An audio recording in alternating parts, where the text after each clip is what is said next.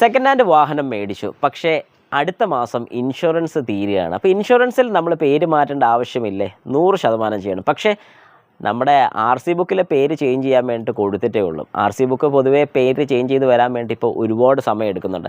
അങ്ങനെയാണെങ്കിൽ ഇൻഷുറൻസ് തീർന്നതിന് ശേഷം പിന്നെ ഇൻഷുറൻസ് പുതുക്കിയാൽ മതിയോ? ഒരു കാരണവശാലും അങ്ങനെ ചെയ്യേണ്ട കാര്യമില്ല. നമുക്ക് ഇൻഷുറൻസ് പുതുക്കാൻ സാധിക്കും. പക്ഷേ നമ്മുടെ പേരിലോട്ടാക്കാൻ സാധിക്കുമോ? കാരണം നമ്മുടെ RC ബുക്ക് ഇതുവരെ കിട്ടിയിട്ടില്ല. നമുക്ക് എങ്ങനെ അത് ചെയ്യാൻ സാധിക്കും?